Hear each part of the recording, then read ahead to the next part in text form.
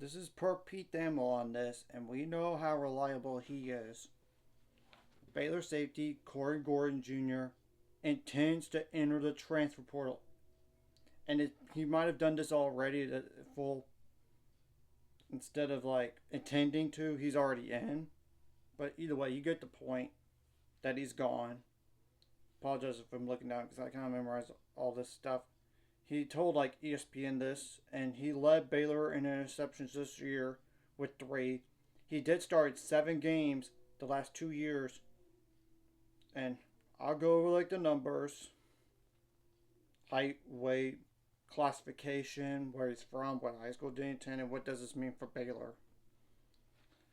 He is from Oklahoma City, Oklahoma, where he attended Putnam City West High School. He's 6'2", 191 pounds. He would have been a redshirt junior next year. Now, he did play in all games this year and 11 games the year before, but only played 2 in year 1 back in 2022. By the way, now his defensive numbers for this year: 34 tackles, 25 solo, 1.5 tackles for loss, 3 interceptions, 5 passes defended, aka pass breakups. Now in 2023, in 11 games, 30 tackles, 10 of those solo, 1 tackle for loss, 4 passes defended, aka pass breakups, and he did have like 9 kick returns for 197 yards, along with 636 average per return, 21.9 in average per game, 17.9. And in 2022, he only played 2 games, but he did not record a single stat. And I don't want to just purely guess what happened, but something in my gut tells me that he saw the writing on the wall at Baylor. And surely the staff knew about this. I mean, first of all, Baylor just added a safety recently from Northwestern, and Devin Turner. Remember, Carl Williams is returning to Baylor. In fact, he was practicing in bowl prep yesterday with no braces or anything on his surgically repaired meniscus. I will say though, Michael Gifford at wide receivers now with safeties, and now Mason Dawson, that was a safety at Baylor, he's now working wide receivers. So, just to let y'all know. And one thing to also mention that was in the bowl practices was Steve Lynn was in full pads and participating in drills. So, I'll mention this again in the bowl game preview. By the way, and for whatever reason, it just didn't work out for Corey Gordon Jr. at Baylor, so I give him best of luck wherever he goes next. His dad follows me on X, and I'm going to say I'm sorry that it just didn't work out for your son at Baylor. And I know your son will succeed elsewhere. So what does this mean for Baylor? Well, like I said, I think you still have a starter no matter what, in either Carl Williams or Devin Turner for next year. I do think that. But the depth shrunk a little bit. And yes, you added freshmen. In fact, remember too that they added like Joshua Layer from like, he was signed with Washington, but then Washington's head coach Kellen DeBoer went to Alabama, so he signed with Baylor, and he's a safety. So, and like I said, Michael Gifford's now a safety and not a wide receiver. And same thing goes for Mason Dawson from being a safety to a wide receiver.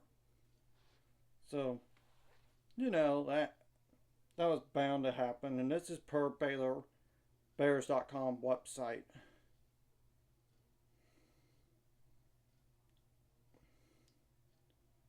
On this. remember too that Devin Bobby does return too.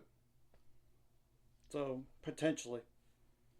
So yeah, that might have been the writing on the wall too, with that situation as well. I mean, and Devin Lemire, yeah, he actually walked on senior day, but whether or not he comes back, I don't know. He's a redshirt junior.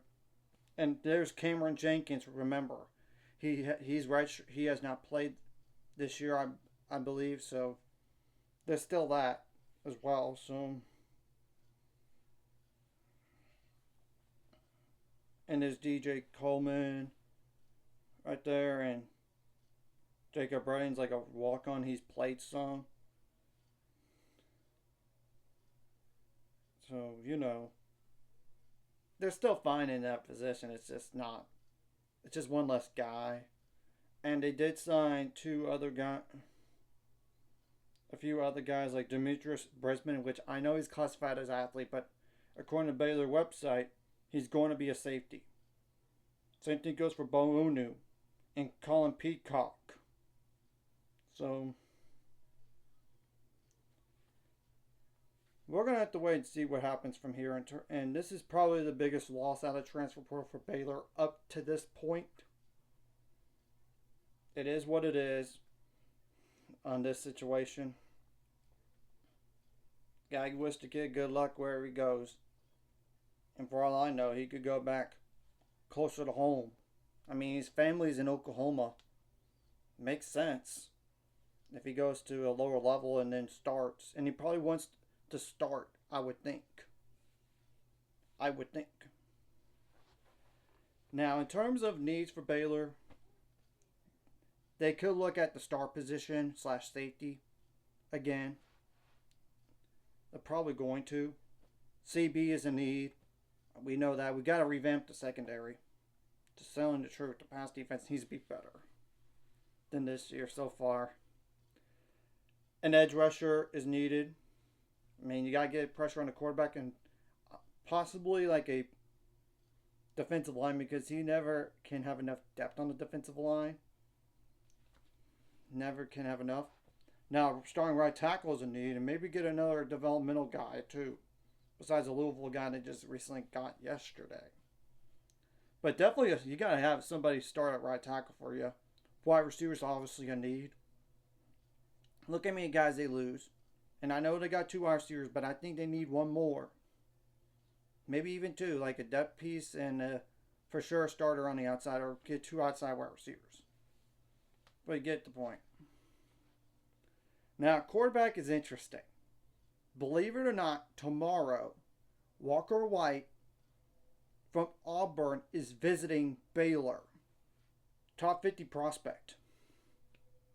And Baylor was in his top 3 out of high school. I mean, Auburn, Baylor, Clemson. He chose Auburn. He entered the portal. And he's visiting Baylor tomorrow. Or today, if you're watching this tomorrow. Or just recently if it's later on. And he's crystal ball as of right now, according to On3 to Baylor. We're going to have to wait and see about that. He would have like 4 years of eligibility, I believe. I'll just double check that real fast, y'all. Then I'll wrap it up here.